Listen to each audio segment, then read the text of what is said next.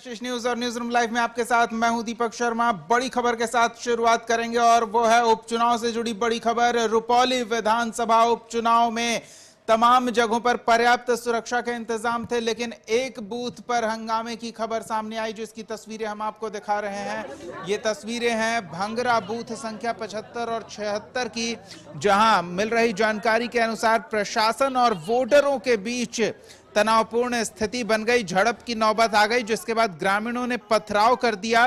ग्रामीणों के पथराव में एक जवान घायल हो गए हैं। इस झड़प में 3 ग्रामीणों को भी चोट आई है। ये तस्वीरें आपको हम दिखा रहे हैं रुपौली विधानसभा उपचुनाव के दौरान भंगरा बूथ संख्या 75 और 76 की ये तस्वीर, जहां प्रशासन की टीम के साथ मतदाता उलझ गए।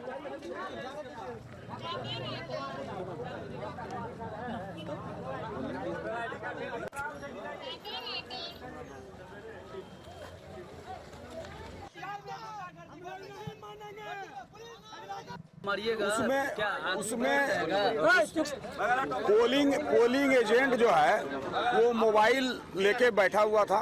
उसको प्रिजाइडिंग अफसर ने पहले मना किया था कि मोबाइल नहीं लाना है, या जानना चाहिए, जानकारी देना चाहिए जिस भी कैंडिडेट का, उसको जानकारी होनी चाहिए कि मोबाइल लेके नहीं जाना है बूथ पर, ये जानकारी होना चाहिए। तो वो लेके बैठा था, जिस पर मना किए तो बकझक हुई है पुलिसकर्मी से, और बाहर से लोग भी कुछ पथराव किए, तो इधर से पुलिस भी कुछ बल का प्रयोग किया है। उसमें पोलिंग एजेंट जो है, हम पूछना चाहते हैं माननीय मुख्यमंत्री जी का, आप क्या चाहते हैं? यह लोकतंत्र है, सबका अधिकार है वोट गिराने का। आप जो पुलिस को, गुंडा को बुला करके वोटर को मरवाते हैं, हमारा एजेंट को मरवाते हैं, हमारे कार्यकर्ता को देखिए तो मारा है लाठी से, लाल हो गया यहाँ पर। यहाँ पर यही नीतीश कुमार का राज है। देखिए क्या किया है यहाँ पर, मार करके सबको, कार्यकर्ता को मारा है यहाँ पर। देखिए लाल डिस्टर्ब कर रहा है, हो गया है उसको हारने का। तो मीमा भारती आरजेडी प्रत्याशी और कलाधर मंडल जेडीयू प्रत्याशी, यानी कि आईएनडीआई अलायंस और एनडीए अलायंस के बीच इस उपचुनाव में आमने सामने का मुकाबला है। चुनाव प्रचार अभियान के दौरान दोनों खेमों के दमदार दावे देखने को मिले थे। अब मतदान करीब करीब खत्म होने को है, प्रतिशत करीब 50 तक पहुंचने को है। जो अंतिम सूचना मिल रही थी उसके आधार पर हम कह रहे हैं। सीधे आपको चुनाव क्षेत्र लिए चलते हैं। सहयोगी प्रफुल्ल पूरे चुनावी गतिविधि पर नजर बनाए हुए थे। दिन भर क्या कुछ तस्वीर बनकर उभरी है, ये जानते हैं। जी प्रफुल्ल।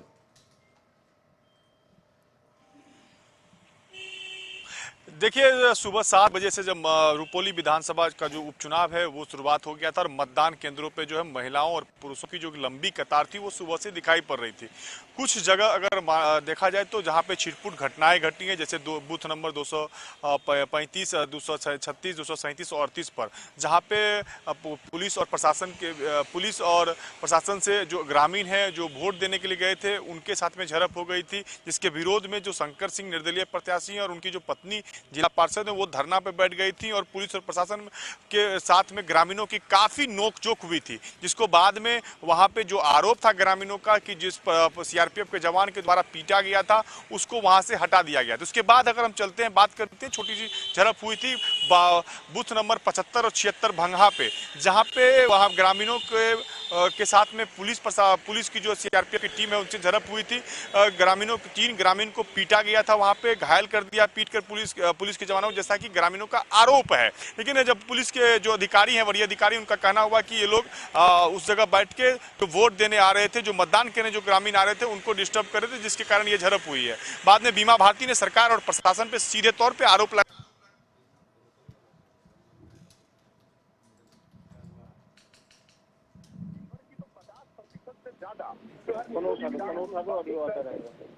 विधानसभा उपचुनाव में जो है वो मतदान हो चुका है। कुल मिला के कहा जा सकता है कि अब रुपौली का जो चुनाव है वो अंतिम पड़ाव पे है। अब 13 जुलाई का इंतजार होगा। 3 जो यहाँ पे मुख्य रूप से प्रत्याशी हैं, अगर हम बात करें तो प्रत्याशी तो 11 यहाँ पे खड़ा है, लेकिन 3 जो प्रत्याशी उनके बीच मुख्य मुकाबला प्रत्याशी तो 11 तो राजद के बीमा भारती है, तो वहीं जदयू से कलाधर मंडल है, तो निर्दलीय शंकर सिंह भी मैदान में ताल ठोके हुए हैं और इन तीनों के बीच में जो है लगातार जो कांटे की टक्कर है। अब देखना यह है कि तीनों के भाग्य का फैसला जो है जनता ने ईवीएम में बंद कर दिया है और पुलिस प्रशासन की तौर से अगर देखा जाए, प्रशासन ने पूरे चुनाव को लेकर कहीं न कहीं विधि व्यवस्था को काफी मजबूत रखा था। दियरा क्षेत्र में जो अर्धसैनिक बल है उसकी तैनाती की गई थी। दियरा में पूरा पेट्रोलिंग और गश्ती जिला प्रशासन की ओर से करवाया गया था कि कोई भी असामाजिक तत्व या जिस तरह से चुनाव को बाधित न कर सके, जो कोई अप्रिय घटना न कर सके, और जो आदर्श बूथ थे वहाँ पर जो पीने का पानी का व्यवस्था बिल्कुल है, तो व्यवस्था चाक चौबंद थी। प्रफुल्ल, आप हमारे साथ बने रहे। हम अपने दर्शकों को बता दें कि यूं तो मुकाबला आमने सामने का बताया जा रहा है। INDI अलायंस खेमा और NDA खेमा, जो तस्वीरें हैं ग्राफिक्स के माध्यम से हम आपको जानकारी भी साझा कर रहे हैं, लेकिन यहाँ जो निर्दलीय प्रत्याशी हैं, संभावना जताई जा रही है कि वो मुकाबले को दिलचस्प बना रहे हैं, भले ही त्रिकोणीय बनाएं या ना बनाएं, क्योंकि वो निर्दलीय से पहले INDI अलायंस के विरोध में उम्मीद कर रहे थे कि NDA के प्रत्याशी उन्हें बनाया जाएगा, लेकिन प्रत्याशी कोई और बना, जिसके बाद वो निर्दलीय मैदान में उतर गए हैं। और ऐसे में ये जो दो ध्रुवीय मुकाबला है JDU और RJD प्रत्याशी के बीच, उस मुकाबले को दिलचस्प बना रहे हैं तीसरे प्रत्याशी। प्रफुल्ल के पास चलते हैं। प्रफुल्ल, चाक चौबंद व्यवस्था, छिटपुट घटनाओं को छोड़ दे तो मतदान शांतिपूर्ण रहा। तमाम दिग्गजों ने चुनाव प्रचार में पूरा दमखम लगाया है। मतदाताओं पर उसका कितना प्रभाव कहा जा सकता है?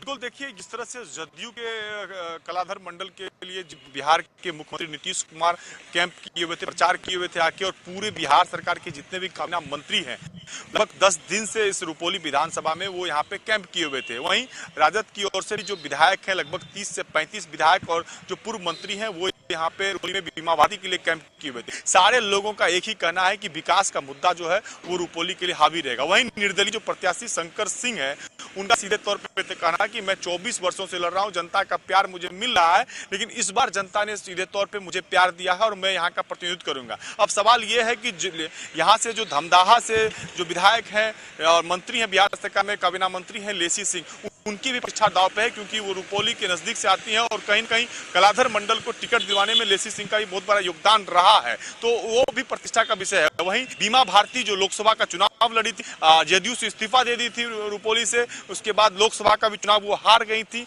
इसके बाद विधानसभा चुनाव में उन्हें फिर से राजद के द्वारा उम्मीदवार बनाया गया था, तो कहीं ना कहीं अब बीमा भारती की प्रतिष्ठा काफी दांव पे और राजद की प्रतिष्ठा है।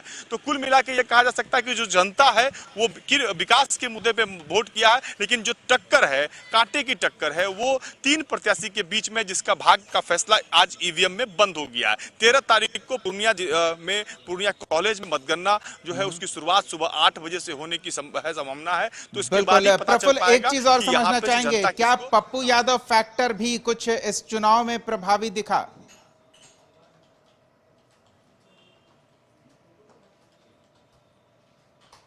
बिल्कुल, देखिए पप्पू यादव जो है महागठबंधन की प्रत्याशी जो थी बीमा भारती, उनको समर्थन दिया था। सोशल मीडिया के माध्यम से उन्होंने अपने कार्यकर्ताओं और जितने भी युवा वर्ग हैं उनको संबोधित किया था। उनका कहना था कि हम कांग्रेस के साथ में, लेकिन हमसे कोई बड़े नेता जो है वो संपर्क नहीं किए हैं, इसलिए हम हम प्रचार में नहीं जाएंगे, लेकिन मेरा समर्थन जिस तरफ कांग्रेस का है मैं उन्हीं को समर्थन करूंगा। अब ये देखने की बात होगी कि पप्पू यादव का बात जो है कितने वहां पे जनता जो है वो मानती है। लेकिन अब अगर बात किया जाए तो सबसे ज्यादा अगर माना जाए, नीतीश कुमार खुद आए थे। नीतीश कुमार ने सीधे तौर पे कहा था इस चुनावी कैंप में, चुनावी प्रचार में, कि मैंने एक रुपौली को बनाया है, यहाँ विकसित किया है, मैंने बीमा भारती को क्या कहता है मंत्री तक बनाया, 4 बार विधायक बनाया, लेकिन वो भाग के चली गई। और मुझे रुपौली की चिंता है, रुपौली की जनता की चिंता है, इसलिए मैं कलाधर मंडल को यहाँ से दिया हूँ, आप लोग यहाँ से इनको जिता के भेजिए। तो अब ये देखने वाली बात होगी कि जिस तरह से नीतीश कुमार यहाँ बोल के गए हैं जिस तरह से विकास की बात को नीतीश कुमार रखे हैं जनता के बीच में,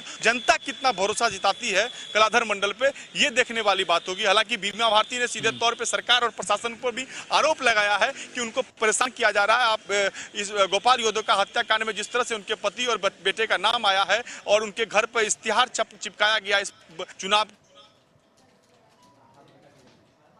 बिल्कुल है। तो एक तरफ कहीं ना कहीं खुद को पीड़ित दिखाकर कोशिश सहानुभूति बटोरने की एक प्रत्याशी की ओर से, तो दूसरे प्रत्याशी के पक्ष में मुख्यमंत्री नीतीश कुमार यह दावा करते हुए कि अगर बीमा भारती साथ होती तो उन्हें जिस तरह से मंत्री बनाया है, विकास के कार्यों को रुपौली में धरातल पर उतारा है, नीतीश सरकार के नाम पर मतदान की अपील, दोनों अपील पर मतदाता कितना भरोसा कर पाते हैं और किसे अगला प्रतिनिधि चुनते हैं, जल्द स्थिति स्पष्ट हो जाएगी। फिलहाल 50% के करीब वोटिंग 5 बजे तक जो जानकारी मिल रही है वो हुई है, तो यह आंकड़ा थोड़ा और बढ़ सकता है और ये प्रतिशत किसके पक्ष में होगा ये चुनाव परिणाम में पता चल जाएगा। हमारी नजर बनी रहेगी। धन्यवाद प्रफुल्ल तमाम ताजा जानकारियों के लिए। एक छोटा सा ब्रेक के बाद आपको दिखाएंगे झारखंड में हो रही ईडी की कार्रवाई से जुड़ी ताजा जानकारी। बने रहिए हमारे साथ।